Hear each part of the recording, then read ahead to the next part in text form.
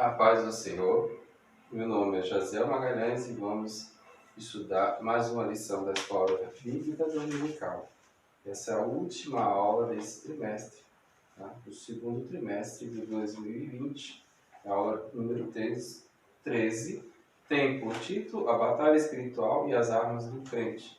O texto áureo se encontra em Efésios 6:11, revestivos de toda a armadura de Deus, para que possais estar firme contra as astutas ciladas do diabo.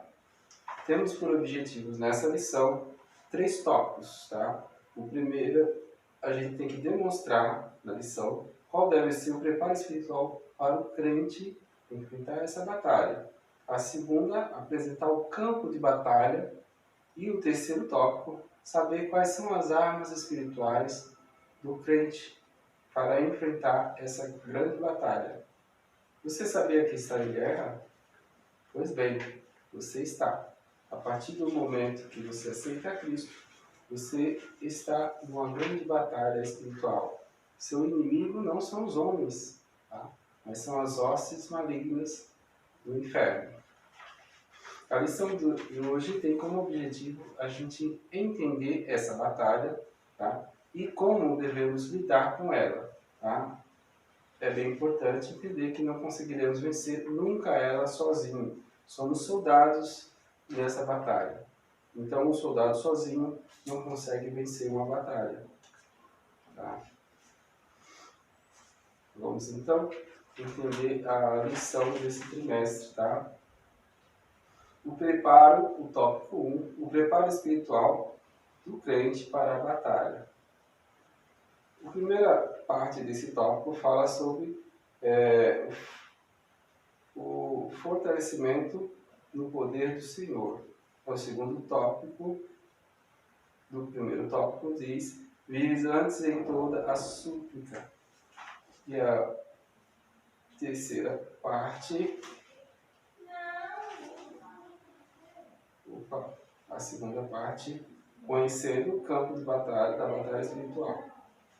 Vamos lá. Estamos então em uma guerra espiritual.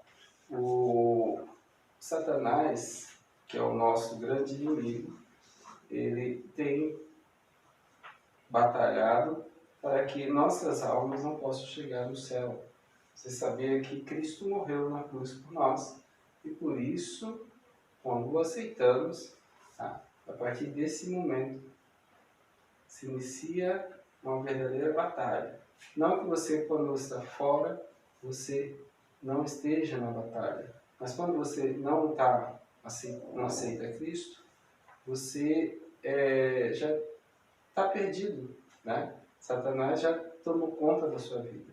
Mas quando Cristo te liberta da condição de pecado, você se torna, então, um verdadeiro guerreiro nessa luta. A nossa luta não é contra a carne nem contra o sangue, tá? A nossa luta é contra as hostes espirituais. Devemos entender bem como cristãos que não lutamos contra homens, né? Não lutamos contra um exército físico, mas espiritual. Satanás ele tem um campo fértil para nos convencer e nos tirar dos caminhos de Cristo. O caminho dele é a parte do campo de batalha, é a parte da mente, né? É na mente que ele luta por nossas almas.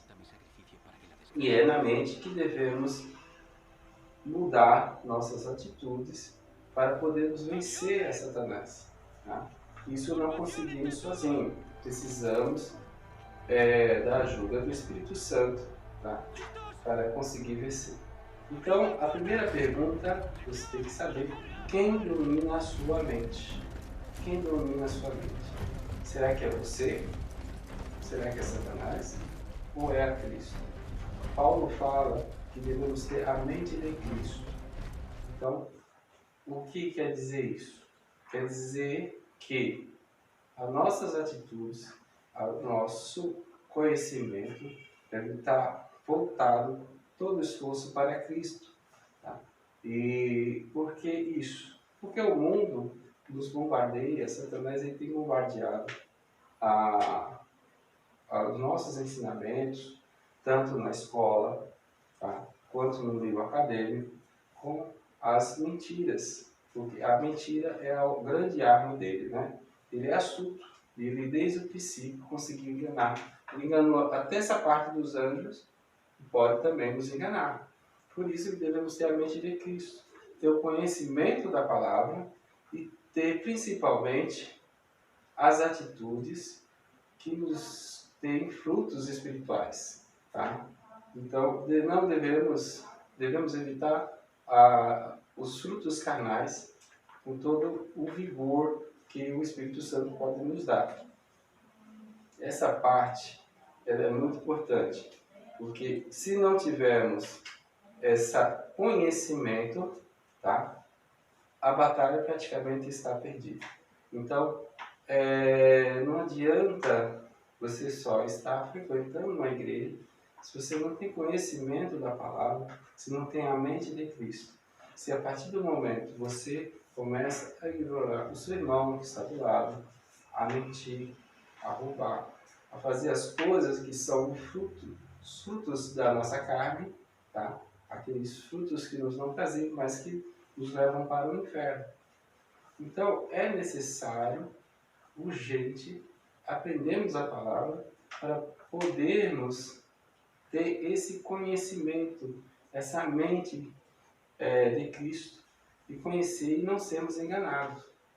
Na escola a gente vê muito o ensinamento do Big Bang, né? O homem foi uma evolução do macaco, né? E se você tem um conhecimento bíblico, tá? E seu conhecimento está em Cristo, você não é enganado. Porque você tem o conhecimento da Bíblia. Você sabe que o homem veio do pó da terra, Deus formou o homem e soprou em sua narina, né? E deu vida, e nós demos alma, tá? E espírito. Tá? Com a palavra de Deus sabemos que também quando nós morremos, na verdade, só é o nosso corpo que morre, né? A alma e o espírito continuam vivos. Tá? E aí, essa vida aqui decide o destino que ele deve tomar. Então, a parte da mente é a parte que Satanás vai mais usar. E ele tenta nos atacar de diferentes formas. Tá? Ele procura a brecha nas nossas vidas. Ele vai procurando a brecha para tentar minar aquele canto. Quando ele acha uma brecha, ele mina. Tá? Então, por isso devemos ser vigilantes. Vigilantes em todo o tempo. Para que evitarmos que essas brechas possam ser abertas e possamos perder a nossa salvação. Né? Então, é muito importante, tá? essa mentalidade. Além da mentalidade de Cristo, saber que o campo de batalha de Satanás é a nossa mente. Veja só, ele pode usar a perseguição, você vê muito na China, a perseguição contra os cristãos, na Coreia do Norte, no Oriente Médio, né? Todos eles matam os cristãos em nome do Alá. No Egito, se você se torna um cristão, você não pode exercer outra profissão a não ser lixeiro. Isso acontece lá no Egito. Tá? Em pleno século XXI existe ainda essa mentalidade. Mas aqui no Brasil e em outros locais, Satanás aí tem usado outras estratégias. Tá? Uma das que eles mais usam é o iluminismo. Tá? E ele não vai querer atacar por meio acadêmico de forma direta.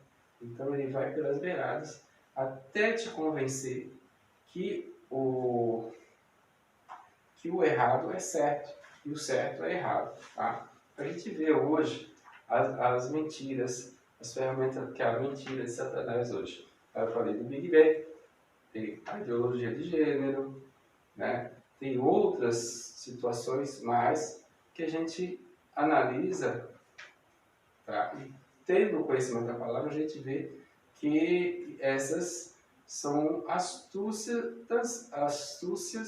e mentiras de Satanás. Tá? O comunismo também, algum tempo atrás, tá? Inclusive,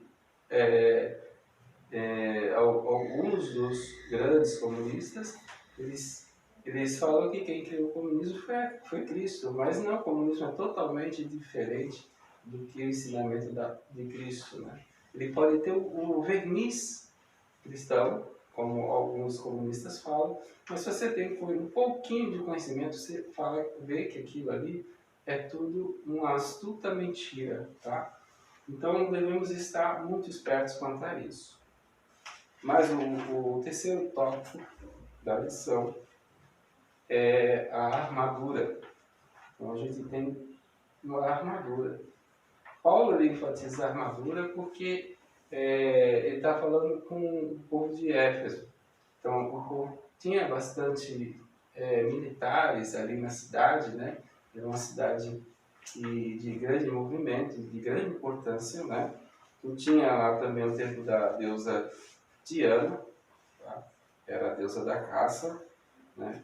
Então existia um movimento de soldados para todo lado. Então ele usou o termo armadura para que a igreja de Éfeso entendesse o seu sentido principal, né? Que Paulo queria mostrar para ele, que era uma armadura. Tá? A armadura ela era composta de cinto, né? Escudo, espada. E o que quer dizer isso tudo? Né? Tudo isso aí tem um sentido. Né? A palavra de Deus, ela traz bastante conhecimento para que possamos entendê-la, né?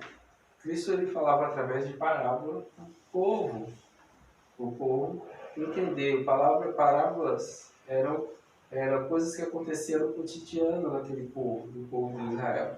Então era uma forma que Cristo usava para o entendimento. Se tivermos esse conhecimento em determinada região, a gente usar esse conhecimento para trazer a palavra de Deus, a salvação aos homens, é muito importante. Então Paulo ele tinha esse conhecimento, né, do Império Romano, e o exército era uma das principais ferramentas do Império Romano para continuar dominando, né, todo o Império.